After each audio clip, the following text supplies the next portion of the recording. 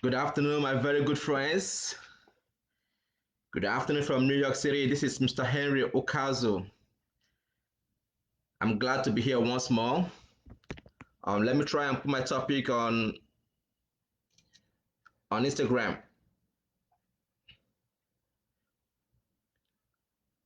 Good afternoon from New York City. Good afternoon from New York City. The topic is expectation in marriage. Expectation in marriage. Okay, let me pin the topic on Instagram. Give me a minute. Okay. So sorry, I want to begin by apologizing to my friends for not being here last week. Last week I had a little bit of challenges with my internet and I had some family engagements. So today we are beginning from last week's topic, expectation in marriage. Expectation in marriage. And before I begin that topic, I want to give an overview. In life, generally, we have expectations generally. If you are a student, you believe if you go to school, you will get a job, a good job. But sometimes, does it happen that way? No. Sometimes people will say you got to apply for a job and then get a good grade. But in reality, sometimes it's who you know that gets the job. Sometimes in life, we all plan of this is what we're going to do when we grow up. But in reality, life does not work that way. As a Christian, we have this saying that man proposes, but God disposes. Okay? And so also in marriage, that is how life works generally. In marriage, you have a dream partner of who you're gonna be with, a man or a woman. But the question that becomes is what you are saying, your expectations. That's the question. We have a saying that appearance is not reality. All right, so a lot of things has gone up when it comes to marriage. Somebody said that marriage is like a gift. So whatever you open, you see, then you take it. So today we're going to be discussing some of these expectations in marriage. Have your marriage expectation been met?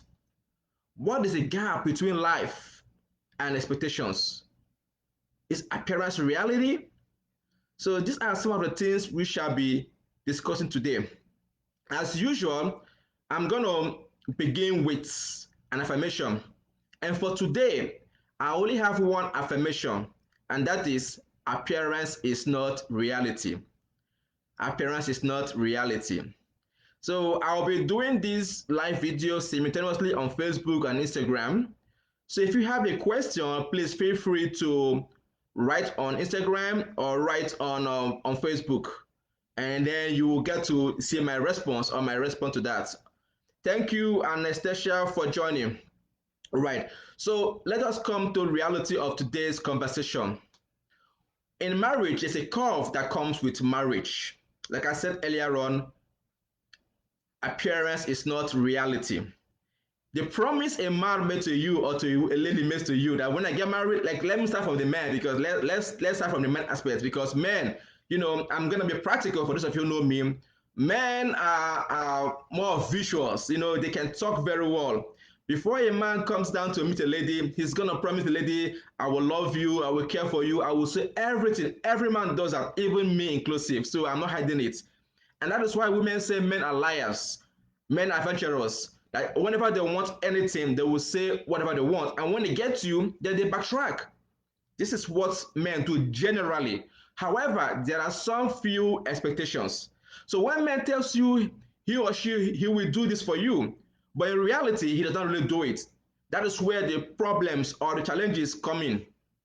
So I'm going to ask you, have your expectation been met as a married man or as a married woman? Have your expectations been met? Before you got married, you have some dreams that this is what you want to do. But then when you not get married, people will say marriage is an eye opener. Before marriage and after marriage are two different things. So these are the things we shall be discussing today. And for us to discuss this topic, I want to give you guys some categories of marriage. And I appreciate you have your pen or if you have your spouse with you, please just give me your ears. The first category I want to discuss with you is what I call the flat marriage. And what is a flat marriage? Flat marriage occurs when both partners have lost taste for each other. Basically, they are just living there for moral duty. As the name implies, flats. For those of you who are in the medical industry, you know that there's a stage in life in medicine that a patient's heart is being dictated by a machine. So when the machine goes flat, then you know that these persons have given up the ghost. But when the person is still breathing, you will see it fluctuating. I've been to hospitals, so I've seen a couple of times. I see the heartbeat. You can see the life. So in that same context, that is how flat marriage work. These two couples have lost it for each other. Basically, they are just living there for moral duty or for external responsibilities, like either for family or paying of bills or for societal image. So there are different reasons that comes up in that category. These people don't live for their couples. They just live just for maybe their kids. So the marriage is like literally flat. And then the other category again I want to discuss with you guys is what I call conflictual marriage. As the name implies, conflict. They fight every now and then. Every 2 minutes they fight. Maybe they'll fight this minute and then the next minute they reconcile and then they become happy. But these people quarrel every now and then. And sometimes they want to get people to really come in to intervene or to really resolve this issue. So I don't know if you have a flat marriage or if you have a conflictual marriage. But the issue is that you have to look at what category that you are into. In conflictual marriage, there's basically no intimacy. There's little or no intimacy because once you have conflict, definitely you're not going to talk to your spouse. Definitely, there will be little or no communication. There will be little or no interaction. So another category again I want to discuss with you guys is what I call the broken marriage. Now, the broken marriage, you can say that marriage has broken down irretrievably. So I have a law background, right? So in family law, there's something we call in divorce, right? Before a divorce takes place, they will say the marriage has broken down irretrievably. That is one of the grounds or foundations of marriage, right? That means for you to have a divorce, you can say that your marriage has broken down. Now, how does it happen? There's no communication, there is no intimacy, both of you does not go along, there's incompatibility. That is, everything is literally zero. That is what I call by broken marriage. I'm just giving you an instance. So in this broken marriage, both couples have given up on life generally. They may or they may not divorce. It all depends because generally they're just there doing their thing. The man is doing his own thing, the woman is doing her own thing, they all run separate agenda. Basically, they're independent. All right. So I don't know what category you have, but if you have in that category that you are independent, you have independent, both of you can discuss your weakness to everybody, then I think that marriage has broken down because marriage of its own is full of secrets. As a man, you try and keep a secret in your family. As a lady, you try and keep up a secret. I've seen cases whereby the ladies have gone out to expose their spouse, when they have some marital problems, and the man the same thing. But marriage is full of secrets. Every marriage is unique, so you have to know what is that unique thing that keeps your marriage together. So if you know that thing you do, please keep it. The next issue I'm going to discuss with you guys is what I call the stable marriage. Then what that word stable implies? As the word stable, meaning that you guys are okay. Not you are not at the peak, right yet, okay, but you are basically okay. Just like a man says, I'm stable financially. Basically, he has a job, he can pay his bills.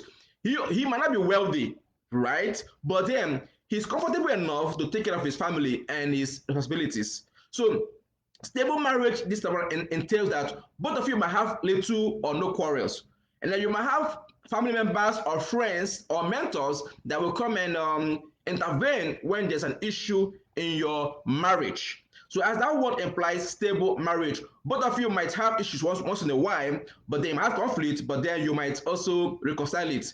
And then you guys will also have intimacy once or two times a week, or even 3 or 4 times a month. But that is not the best because marriage is all about being intimate. So people need to have sex every now and then, when everything is good. You cannot stay for a long period of time without having sex with your partner unless there's a problem going on in your marriage. But stable marriage is also a good marriage, just that you guys are one step to the peak. All right. So the next one I want to give is what I call the happy marriage. All right, the happy marriage. That is the best of all. That is the peak. couples need to be in. The happy marriage can be seen as love best. This man and this woman, for them, the world revolves around them. They don't care what the world is saying. All they care is for themselves. They are so intimate to themselves. They keep to themselves. They travel together. They eat together. They play together. They have fun together. They kiss together. They do every damn thing together. All right, there's enough stability in that marriage. In fact, couples don't have to work towards stability. They have to work towards happiness and fulfillment. That is a hallmark of marriage. If you're in a marriage, you're not happy, you're not fulfilled, I don't understand what you're there for. But I understand that sometimes you can have quarrels. It's expected. No marriage is perfect. Not even mine is perfect. All right. So you have to appreciate these things when they come to you. But like I said, happy marriage is where couples need to be. That is where they need to spend most of their time relating to each other. Okay. So let us take it a case. Let me give a case study because sometimes I wonder what actually life is. I have discovered that life is full of paradox, right? And what does that really mean? Somebody might say, or people might say, oh, okay, these are my dreams, these are my expectations, these are my dreams, these are my desires, all right? But then in reality, that is not what life is. So let me give you an example. All right. So the world has told us that the man is the head of the family. Let me come from the angle of the world will say women first, right? The women first, because if maybe there's a function going on out there in public, or the man wants to drive his car, he opens the door for lady to come in. But generally, the world will say women first, like they say, ladies and gentlemen, right? You get in that treat that right accord.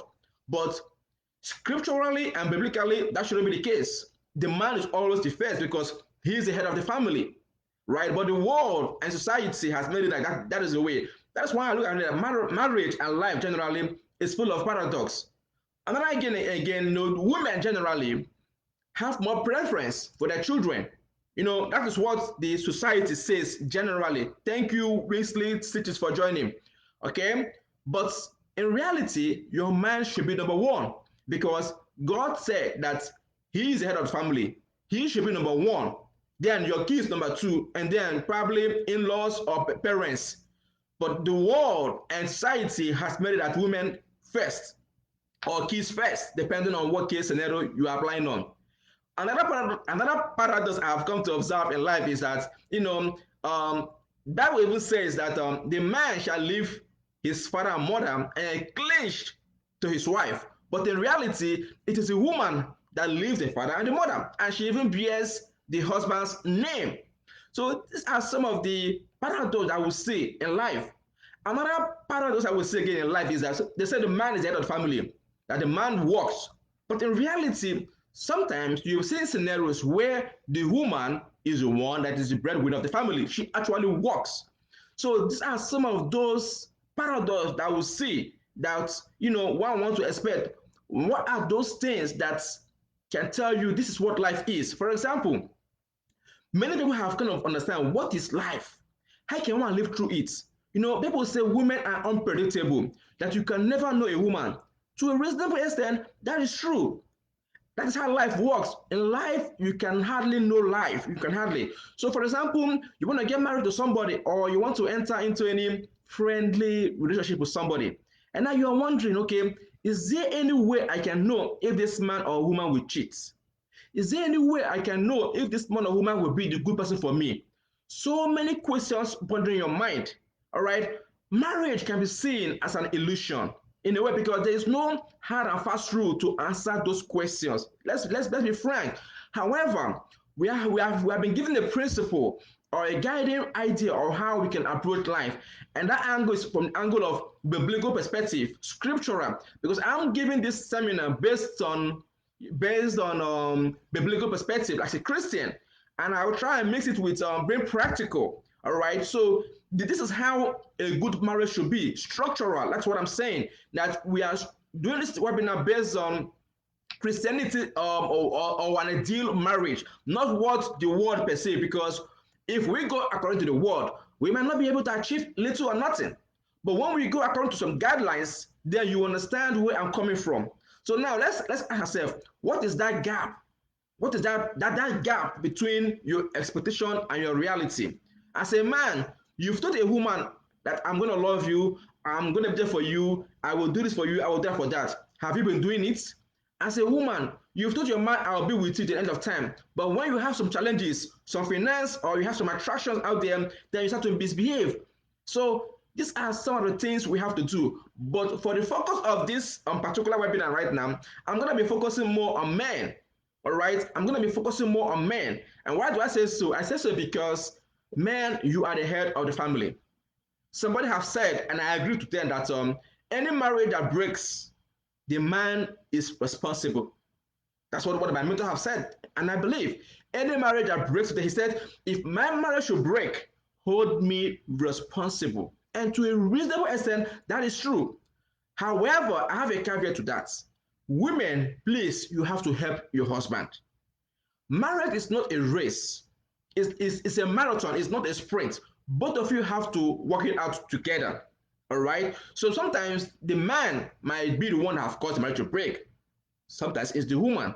But the case is, please, partners, learn to meet yourself halfway. And that is why it is good for you guys to really understand yourself.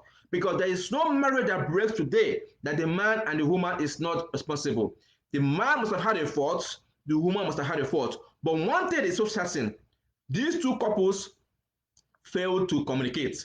They lack communication. Because even in marriage, trust me, infidelity can be reconciled. Infidelity can be reconciled. But one thing that cannot be reconciled in marriage is words. Words, when words go out, is heavy. Let's face reality, because communication is a life wire of marriage.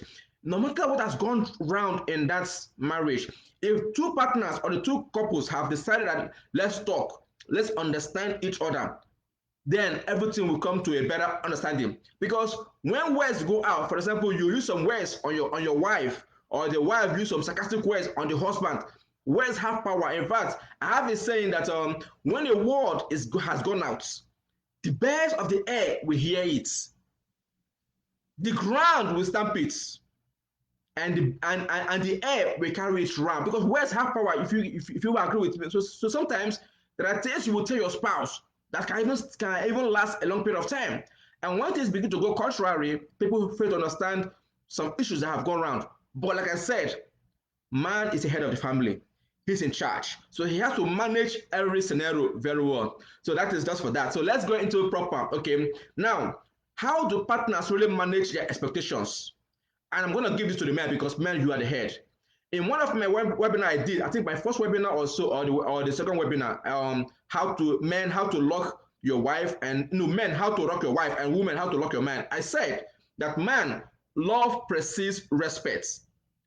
Love to a man means respect, and respect to a woman means love. So when a woman loves a man, when a woman, no, when a man, let me put it this way, okay?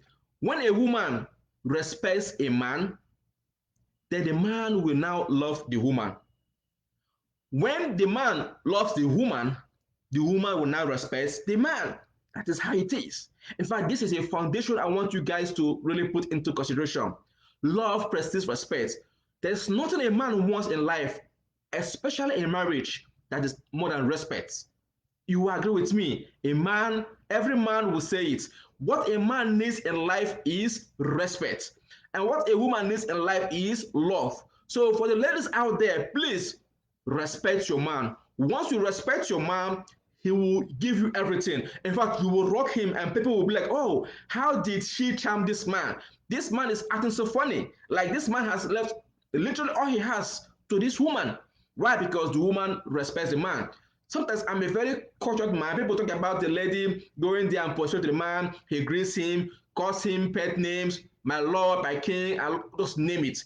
And also for the man, once you love your woman, trust me, you have won her over.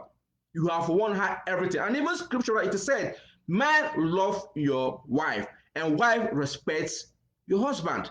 So that is why I said it is scriptural. Love precedes respect. Thank you, Neki Beloved, for joining. Now, let's go into the actual proper now. as regards to the gap between appearance and reality. A man have told you as a woman, he promised, I will be your cheerleader, I will be your greatest supporter. But in reality, he's not doing that. He's the one that's always criticizing you. He says, okay, I'm going to forsake my friends for you. But in reality, he goes out there, hang up with his friends, have more priority with his friends, and even more than you as a wife. All right. So you can say that there's a little bit of dichotomy in it. The man has said, I promise to be addicted to you. But in reality, what is he doing? He's addicted to porn, he loves sports, and he's also addicted to alcohol. So you can say that some of these things are not really working very well. A man has said, I promise to be open and transparent. But in reality, what happens? It's like there's full of secrecy in that marriage. But he promised you, I'm gonna be there for you. I will not forget your birthday. But in reality, he forgets your birthday. Right? So this is a gap between love and appearance and reality. So these are some of the issues that I think that we need to really factor into consideration, because sometimes appearance is not reality. And I'm not saying this only to men; it also happens to women. You promise to be open and transparent, but in reality you are secret. I've seen and I've heard cases where women have separate bank accounts, they have properties, they do things without the man knowing, and when the man discovered, heaven is let loose. So don't think that it's only for men that men will going to be there. No, women also have a role to play in that same arena. All right, let's proceed further again. All right, so in reality, again, the man promised, I'm going to be there for you. But in reality, is he always there? He's not there. In fact, you can say that he's even a stranger. All right, the man might say, okay, I will have feelings for you. Okay, I have feelings for you. I love you. You know how the man is chasing you. But in reality, once you guys get married, he begins to change. Not that he begins to change. Maybe life has changed him so much that the love is no longer there. Okay, he's no longer hugging you or going out with you. But then you have to understand. Okay, but these are the things we see in life, because no marriage is perfect. Alright, the man says, I will always love you. But in reality, the marriage begins to fade away. All right, so there are many things that we all expect, okay, between expectations and reality. The man might say, we shall be, I will be with you to the end of time. But in reality, it does not happen. Even women on their parts, okay, sometimes they leave their spouse halfway. I've heard and I've seen cases whereby the woman have failed to support the husband. For example, the man must have been the one paying the bills, taking care of you. Okay, so that you might go to school or have stability. But when the wedding now because of age, she begins to act so funny. I've also seen cases whereby the woman was the one that made the man who he is. Probably she brought him or her to the Western world, trained him, did everything. The man was not having it together. But when the man now became of age, you know what have arrived. You know what happens? He begins to look at the younger babies out there. He forgets his wife that gave him all the support he needs. So these things are not really one way. They all work together. Thank you, Heaven Bundles. Thank you, Erico, for joining. Okay, the man and the woman might say, I promise to be open and vulnerable. But in reality, does it happen? No. Because as you guys know, when you are vulnerable, it means that you are giving everything you have. Okay? So for example, now let me give you a typical example of being vulnerable. A lady might decide to tell a man a secret. And then this man might go out there and use this thing against the woman. For example, a lady might say, I've committed abortion in the past. And then the man will not be, oh, really? This is who you are. Or the man might say, oh, lady, I'm so sorry. I slept with this lady in the past. Or say, what happened? It will say, oh my God, really? So in the past, this man goes for travel, for vacations, for seminars. This is what he does. So now your partner is now using your views to judge you. And that shouldn't be the case. In fact, there's a saying that before you disclose anything to your partner, check his or her maturity or understanding about life. How does he see life? Okay, are they matured enough to assimilate that information that they're going to be there for each other? So these are some of the things that we see in life. Okay, for example, partner might say that I promise to disclose all I have to you together, that we shall keep our secrets together. But in reality, the vows are broken. The man and the woman uses whatever the man has said, and then they now go out there to broadcast it. That is why in marriage, like I said earlier on, secrecy is a hallmark of marriage.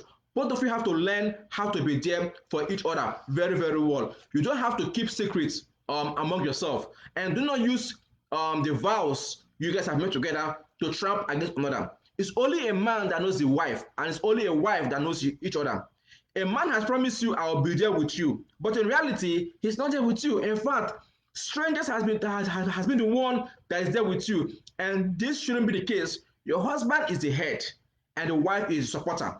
If the man is going astray, please, wife, go out there and do your best to bring him back to the family. All right, that is your work. The man is the head, while the woman is the neck. So you have to support your wife. I mean, support your husband. And the husband, please also support your wife in everything that she's doing. Let me give another example now. There's what I call shared responsibility. What does that really mean? That the man must take some part and the woman must take some part. But in reality, it's all about self-centeredness. The man thinks of only himself. He does not care for the wife. Sometimes women are like that also. Women think of themselves. You know, women, sometimes they can be myopic. They only go straight. They don't have the foresight. Okay? They only go straight, me and me alone. All right? But the men, they have to factor it into consideration. Let me give an example. If you drive, you will know that you have the side mirrors, the left side and the right side, right? And then you also have the rear mirror, which helps you to look the back. That is how logical a man thinks. A man will have to analyze every scenario. What is the right way to go? What is the left way to go? Can we go straight? You know, for me, I've always told my wife that in my family, the rule is the best interest judgments. What will be the best interest for me and you? What will be the best interest for my children, as opposed to me and me alone? Do not allow ego to come in. Shared responsibility is very, very serious. Do not think of yourself alone. You have to be there for your wife. You have to be there for your husband. All right. So for the man, again, he might say that, okay, I'm going to consult you in whatever I'm going to do. But in reality, the man does not consult the wife. Right? Yes. The man, in fact, is in fact a dictator. He says this is what it is. He dictates, he gives orders. Forgetting that sometimes women also have sense. The women have sound judgmental discretion. A good woman, quote unquote, a good woman, all right? She's there to support you morally, all right? So these are some of the things we have to pay into consideration. A man might tell the wife that you will be the first priority in my life, but in reality, is that what he's doing? Probably he has his mom as first priority, his dad, or his siblings, or his friends, and he makes you a second-class citizen. These are some of the things that we see in marriage, all right? The man tells you that he's going to love you unconditionally, that you will be his best companion, but in reality, he suffocates you, right? The man does not give you peace. Sometimes same thing with women. You know, women, they are meant to give a man peace, right? But in reality, sometimes they are nagging. You know, a man might say, "Oh, I married you because I feel I'm going to have peace with you. You're a prayer warrior. You have this good family background." But in reality, he says that this lady is funny. This lady fails to give him peace of mind. So it's just so crazy. All right. So as a man, okay, you have to take that responsibility. I call it take responsibility. All right. So accept the blame when things go wrong. But for the woman, okay, what do you do in that aspect? Okay. Okay, let me put it this way now. You have what they call you have to take responsibility for your actions. But sometimes you blame it on the woman. That shouldn't be the case. Take yourself, if you screw up, you screw up. All right. Do not try to apportion blame to somebody else, because we see this over and over again. And the lady, if you screw up, say, I screwed up. I'm sorry, my love. Let's break away. Call your husband, text him, email him, or do whatever at night. You know him very well. Okay, I'm sorry. Open up. You know, and then this will also work. Sometimes the woman will say that he promised to be there for me, but he's not there. That, like, for example, he says our kids, okay, needs their father in their life, but in reality, the man is absent. He promised to be there for the kids, but he's an absent father. He promised to support me, but in reality, he does not support me. He does not care for my career. He's just negligent. He's insecure. Just name it. There are two things that might go wrong in that aspect. And more importantly, again, you guys have promised yourself that you're going to age gracefully. You're gonna be there forever. But in reality, the woman is not a tormentor. The man is not a tormentor. That you've seen that, oh, this is the reality I'm gonna live with. This is a necessary evil I'm gonna live with to the end of my life. So what will I say? For the men, please remember your promise. And for the woman, please try and manage your expectations. And how can both of you really work together? I'm going to give you a typical example of how both of you can do it. If you agree, renew your vows. Renew your vows. Renew your vows. Okay, only both of you know how to renew your vows. Renewing your vows is not about saying it, going to church. You have 25 years anniversary of your marriage. You have 10 years anniversary of your marriage. You have 5 years anniversary of your marriage. No, you can renew your vows every day, every now and then. And how do you renew your vows? You can renew your vows by expressing yourself to each other. All right, expressing yourself to each other. Say, I'm sorry. Last week I had a webinar I did on sex in marriage, and in one of my okay, I was talking about the types of sex in marriage. I spoke about makeup sex. Makeup sex happens when both of you have, you fought, you quarreled, and when both of you now reconcile together, you now have sex. It's called the makeup sex. All right, makeup sex. So when you guys want to renew your vow, depending on what happens, when you renew your vow, please try and make it up with sex, or try and make it up with kisses or hugs. Just be there for each other. So that is what I just have to say to you guys. So I don't know if you guys really heard all I've said today, but like I said, in marriage, appearance is not reality. All right, you have to know, where do you belong to? Do you have a stable marriage? Do you have a conflictual marriage? Do you have a happy marriage? Or do you have do you have a conflictual marriage? You have to know where you fall into. Marriage is sweet. It's a blissful thing. However, just know that two people will not make marriage to work. They have to build it to work. You have to be intentional about it. All right.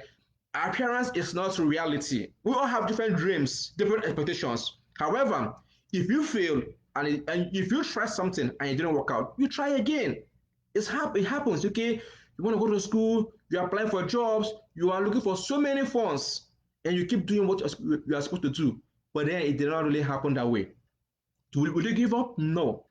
You have to look at your vision, the end point, and by so doing, trust me, you'll be able to appreciate yourself and then see what is out there. So my friends, I want to thank you guys for giving me your ears in this webinar today.